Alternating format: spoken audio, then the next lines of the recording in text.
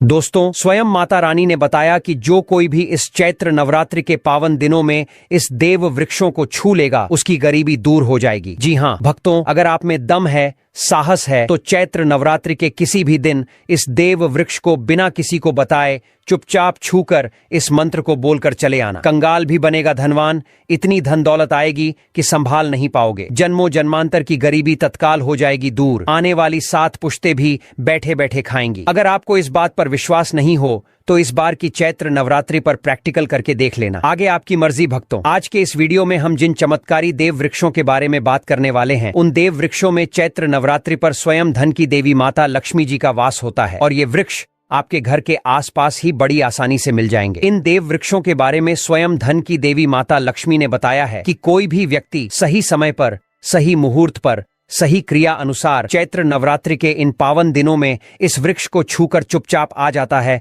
तो उसके घर में स्वयं माता लक्ष्मी जी का वास हो जाता है और उसके जीवन में चल रही गरीबी, दुख, कष्ट सब समाप्त हो जाएंगे। जन्म जन्मांतर की गरीबी तत्काल हो जाएगी दूर। आपका भाग्य 7वें आसमान पर होगा। जहां भी जाओगे धन दौलत पीछे पीछे आएगी। तो फिर आपसे एक छोटा सा अनुरोध करते हैं कि वीडियो को पूरे देखने पर ही 101% लाभ की प्राप्ति हो सकती है, इसलिए इस वीडियो को पूरा देखें। यदि आज आपने इस ज्ञानवर्धक वीडियो को बीच बीच में से देखा, काट काट कर देखा, तो जीवन में आपको सफलता हासिल भी नहीं होगी और आप पूरे साल परेशान ही रहोगे। आगे आपकी मर्जी। भक्तों, इस वीडियो में हम आपको ऐसे पेड़ बताएंगे जिन्हें चैत्र नवरात्रि के इन पावन दिनों में छूने मात्र से आपकी गरीबी तत्काल दूर हो जाएगी। जी हाँ दोस्तों, मां लक्ष्मी की आप पर ऐसी कृपा होगी कि आने वाले समय में आप करोड़पति बन जाओगे। अगर आप चैत्र नवरात्रि पर यह जो पेड़ मैं बताता हूँ, उन पेड़ को छूने मात्र से आपकी गरीबी दूर हो जाएगी। क्योंकि दोस्तों, पूज्य गुरुजी ने अभी अपनी कल की राधा रानी की कथा में गुरुजी ने बताया कि अगर आप साल भर पूजा पाठ, टोने टोटके, उपाय करते करते थक गए हो और आपको रत्ती भर भी फायदा न हुआ हो, तो गुरुजी ने बहुत विशेष और रामबाण उपाय बताया है कि चैत्र नवरात्रि पर इस बार 150 साल बाद दुर्लभ संयोग में आसमान लाल होने वाला है और इस बार 2025 में चैत्र नवरात्रि पूरे के पूरे 150 वर्षों बाद में पड़ने जा रही है और महाकुंभ में आए साधु संत ने भी इन वृक्षों के बारे में बताया है। तो जो पेड़ के बारे में हम आपको बताने वाले हैं, अगर आप उसे हमारे बताए अनुसार सही समय और शुभ मुहूर्त देखकर छू लेते हैं तो यकीन मानिए आपके जीवन में कुछ दिनों बाद धन की वर्षा होने लगेगी। फिर आपके जीवन में आपको उन्नति करने से कोई नहीं रोक पाएगा। आपकी हर मनोकामना पूरी होगी, खुशियों से भर जाएगा आपका घर। यदि आप चैत्र नवरात्रि पर इस देव वृक्षों को छू लेते हो तो तीनों देव ब्रह्मा, विष्णु, महेश का आपको आशीर्वाद मिल जाएगा। अगर आज का ये वीडियो पूरा देख लेते हो दोस्तों, आप अपने फायदे के लिए इस वीडियो को पूरा देख लीजिए। आपका जीवन इस चैत्र नवरात्रि पर न बदल जाए तो दोस्तों मुझे बताना। तो चलिए जानते हैं कि कौन से ऐसे पौधे हैं जिनको चैत्र नवरात्रि पर छूकर आ जाना है। लेकिन दोस्तों, उससे पहले अगर आप हमारे चैनल पर नए हैं तो सबसे पहले चैनल को सब्सक्राइब जरूर करें और वीडियो को लाइक करना न भूलें। साथ ही अपनी राशि को कमेंट बॉक्स में जरूर डालें, क्योंकि हम आपकी राशि से जुड़े भाग्य और समस्याओं के बारे में खास उपाय बताते हैं। इससे आपकी परेशानियां जल्दी दूर हो सकती हैं, इसलिए अपनी राशि कमेंट बॉक्स में जरूर डाल दें। तो चलिए भक्तों, अब हम इस वीडियो पर ज्यादा बकवास ना करते हुए वीडियो को शुरू करते हैं। देखिए दोस्तों, हिंदू संस्कृति में कई तरह के पौराणिक मान्यताओं को महत्व दिया गया है कि कई ऐसे पेड़ पौधे होते हैं जो कि देव वृक्ष कहे गए हैं और काफी शुभ भी माने गए हैं। प्रकृति में मौजूद कई ऐसे पेड़ पौधे होते हैं जो कि हमारे जीवन में चल रही परेशानी को दूर कर देते हैं। खास बात यह है कि पेड़ पौधे की न सिर्फ लोग पूजा करते हैं बल्कि औषधि के रूप में भी प्रयोग करते हैं। ये कई प्रकार की बड़ी से बड़ी बीमारी को ठीक करते हैं और वेद पुराणों में भी कई प्रकार के पेड़ पौधों का उल्लेख है। भक्तों, यदि आप भी चैत्र नवरात्रि के पावन दिनों में इन वृक्षों को छू लेते हो तो आपको महादेव का ऐसा आशीर्वाद मिलेगा जिससे कि आपके जीवन की समस्त परेशानियां दूर हो जाएंगी। दोस्तों देखिए, बात ऐसी है कि हमारा काम तो है सलाह देने का, हम तो केवल सलाह ही दे सकते हैं। अब आप इसको मानो या ना मानो, आपकी मर्जी। लेकिन भक्तों, एक बात जरूर कहेंगे कि अगर मान लोगे तो आपका बेड़ा पार हो जाएगा। भक्तों, ज्योतिष मान्यताओं के अनुसार गुरुजी ने कहा है कि इस चैत्र नवरात्रि पर स्वयं दुर्गा माता इस चमत्कारी पौधे पर विराजमान रहेंगी, जिसकी बात आगे हम इस वीडियो में करने वाले हैं। और अगर आप इन पेड़ों को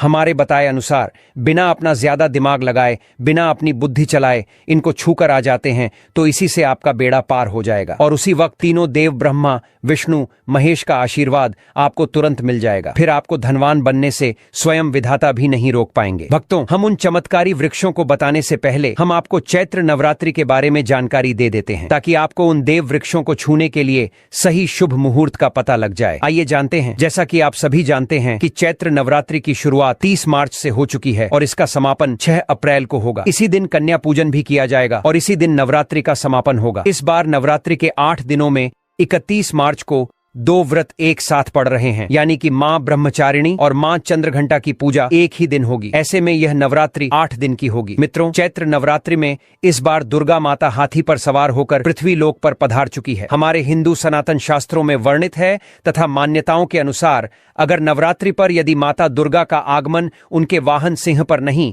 बल्कि हाथी पर होगा, तो मान्यता है कि माता दुर्गा का हाथी पर सवार होकर आना बहुत ही शुभ और कल्याणकारी होता है। जीवन सुखमय हो जाता है, भक्ति का भरपूर लाभ भक्त जनों को मिलता है, आत्मा को सुकून मिलता है, दुर्गा मां भरपूर आशीर्वाद देती है। चलिए अब हम आपका ज्यादा समय बर्बाद ना करते हुए बताते हैं कि कौन कौन से पेड़ पौधे को छूना चाहिए। दोस्तों, हमारे हिंदू धर्म में दुर्गा माता के अनेक स्वरूप कहे गए हैं, जिसमें वृक्षों को भीमा देवी के स्वरूप कहा जाता है। तो आज मैं आप लोगों को ऐसे वृक्ष के बारे में बताऊंगा जिनको चैत्र नवरात्रि के पावन दिनों में छूना बेहद शुभकारी बताया गया है। चैत्र नवरात्रि में इनको छूने मात्र से शत्रु दोष, कर्ज दोष, गरीबी दोष सब समाप्त होते हैं। चैत्र नवरात्रि का दिन माता रानी को प्रसन्न करने के लिए सबसे अच्छा समय माना जाता है और चैत्र नवरात्रि के पावन पर्व में कुछ ऐसे वृक्ष हैं जो कि देव वृक्ष कहे गए हैं, देवी वृक्ष कहे गए हैं। ये देवी के स्वरूप होते हैं, माता काली के स्वरूप होते हैं और हमारे धर्म में पेड़ पौधे को देवी देवता मान करके हम इनकी पूजा करते हैं और हमें पूजा भी जरूर करनी चाहिए। विज्ञान भी कहता है पेड़ पौधे मनुष्यों को फ्री में प्राण वायु प्रदान करते हैं और पेड़ पौधे हमें ऑक्सीजन देते हैं और हमारे जो कार्बन डाइऑक्साइड होता है उसे ग्रहण करके सभी प्रकार की जितनी भी नकारात्मक चीजें होती हैं उसे अपने अंदर में स्वयं सोख लेता है और हमें ताजगी प्रदान करता है। और चैत्र नवरात्रि के समय में कुछ ऐसे पेड़ पौधे हमारे धर्मशास्त्र में कहे गए हैं जिनको छूने मात्र से व्यक्ति के बंद किस्मत के ताले खुल जाते हैं, व्यक्ति का सौभाग्य चमक जाता है। हमारे शास्त्रों में पेड़ पौधों को बहुत ही गुणकारी कहा जाता है क्योंकि इनमें साक्षात देवताओं का वास होता है। अनेक बीमारियों का उपचार पेड़ पौधों में ही छुपा है। पेड़ पौधों में कई जड़ी बूटियां पाई जाती हैं और भगवान श्री कृष्ण ने गीता में स्वयं कहा है कि वृक्षों में मैं पीपल का वृक्ष हूँ। पीपल के वृक्ष को वृक्षों का राजा कहा जाता है क्योंकि पीपल वृक्ष की जो आयु होती है सबसे ज्यादा होती है, सबसे अत्यधिक होती है। पीपल वृक्ष सर्वशक्तिमान होता है, पूजा पाठ में अत्यधिक इसका महत्व होता है। तो चलिए आज मैं आप लोगों को चैत्र नवरात्रों में छुए जाने वाले वृक्ष के बारे में बताऊंगा। तो कमेंट में जय माता रानी अवश्य लिख दीजिए क्योंकि जब माता रानी का नाम लिखा या बोला जाता है तो माता दुर्गा उस व्यक्ति से बहुत ही जल्दी प्रसन्न हो जाती है। दोस्तों, हमारे धर्मशास्त्र में अनेक ऐसे वृक्ष हैं जिन्हें कल्याणकारी और मंगलकारी माना गया है। ये वृक्ष केवल पर्यावरण के लिए नहीं बल्कि हमारे जीवन के लिए भी बेहद महत्वपूर्ण होते हैं। खासकर अगर आप इन वृक्षों को छूते हैं तो आपकी सारी परेशानियां, कष्ट, दुख और तकलीफें खत्म हो जाती हैं। चैत्र नवरात्रि पर इन वृक्षों का असर कई गुना बढ़ जाता है। इस दिन शक्ति धरती लोक में आ जाती है और इस दिन हर वस्तु में प्राण और चेतना का संचार होता है। जब ये शक्ति पूरे ब्रह्मांड में फैली होती है तो जितने भी पेड़ पौधे, जीव जंतु और चलाचल वस्तुएं हैं सब में शक्ति जागृत हो जाती है। इस विशेष समय में अगर आप देवी स्वरूप कहे गए पेड़ पौधों को जाकर छू लेते हैं तो आपके जीवन के सारे दुख, कष्ट, रोग और परेशानियां समाप्त हो जाती हैं। खासकर काल सर्प दोष, मंगल दोष, शनि दोष और राहु दोष जैसी समस्याएं तत्काल अपना असर छोड़ देती हैं और पूरी तरह समाप्त हो जाती हैं। भक्तों, आज मैं आपको 4 से 6 देव वृक्षों के बारे में बताने जा रहा हूं जिन्हें हमारे धर्मशास्त्र में बहुत महत्वपूर्ण माना गया है। ये चारों वृक्ष आपके जीवन में सुख, समृद्धि और खुशहाली लाने के लिए बेहद प्रभावशाली होते हैं। इसलिए इस वीडियो को ध्यान से देखना क्योंकि अगर आपने इसे बीच बीच से काट कर देखा तो बाद में आपको पछताना पड़ सकता है। चैत्र नवरात्रि का पर्व ऐसा है जब आपको लंबी लंबी पूजा पाठ करने की जरूरत नहीं होती। बस अगर आप इन विशेष वृक्षों को चैत्र नवरात्रि के पावन दिनों में सही तरीके से छू लेते हैं और उनका आशीर्वाद ले लेते हैं तो आपकी सारी समस्याएं और गरीबी खत्म हो सकती हैं। ये वृक्ष इतने शक्तिशाली होते हैं कि आप अपनी आंखों से इनका असर देख सकते हैं और खास बात यह है कि ये सारे देव वृक्ष आपके आसपास आसानी से मिल सकते हैं, तो आप इन्हें अपने घर के पास से ही ढूंढ सकते हैं। अब वीडियो में आगे बढ़ने से पहले अगर आपने अभी तक कमेंट बॉक्स में जय माता रानी नहीं लिखा है तो कृपया कमेंट में जय माता रानी जरूर लिखें। इससे हमें बहुत अच्छा लगता है जब आप हमारे वीडियो में कमेंट करते हैं और उसे लाइक करते हैं। इससे हमारा मनोबल बढ़ता है और हम और भी अच्छी जानकारी आपके लिए लेकर आते हैं। तो अब हम बात करते हैं कि कौन से वे 3 वृक्ष हैं जिन्हें हमें चैत्र नवरात्रि के पावन दिनों में छूकर आना चाहिए। यह वृक्ष न सिर्फ आपके जीवन को खुशहाल बनाते हैं,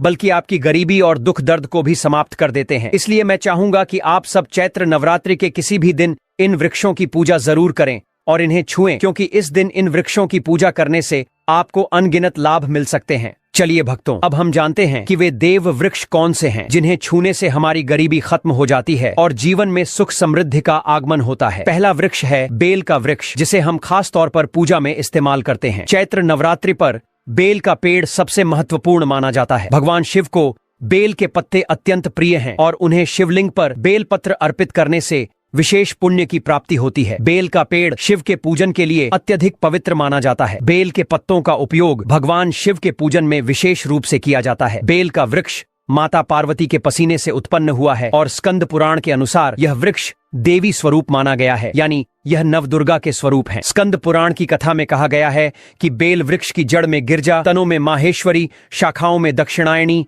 पत्तियों में माता पार्वती, फलों में कात्यायनी, फूलों में गौरी और इस वृक्ष के संपूर्ण शरीर में मां लक्ष्मी जी का वास होता है। माता पार्वती के पसीने से उत्पन्न होने के कारण यह पेड़ कई देवी देवताओं का स्वरूप माना जाता है। इसलिए यह वृक्ष धार्मिक रूप से अत्यंत महत्वपूर्ण है। अगर आप चैत्र नवरात्रि के किसी भी दिन संध्या काल में शिव मंदिर या नवदुर्गा मंदिर के पास बेल के वृक्ष के नीचे घी का दीपक जलाते हैं तो व्यक्ति धनवान, गुणवान और पराक्रमी बनता है। इस पेड़ के स्पर्श से व्यक्ति के सभी मनोरथ पूरे होते हैं। इस पेड़ को छूने से पहले आपको एक खास मंत्र भी बोलना चाहिए। वह मंत्र है दर्शनम बिल्व वृक्षस्य स्पर्शनम पापनाशनम अघोर पाप संहारम एक बिल्वम शिवार्पणम। मतलब इस मंत्र का अर्थ है कि बेल वृक्ष का दर्शन और स्पर्श करने मात्र से सभी पाप समाप्त हो जाते हैं और शिव को चढ़ाया गया एक बेलपत्र अघोर पापों का नाश करता है। तो चैत्र नवरात्रि के इन पावन दिनों में इस बेल के वृक्ष को छूकर अपनी मनोकामना बोलिए और फिर चुपचाप आकर वापस आ जाइए। आपके सभी कष्ट,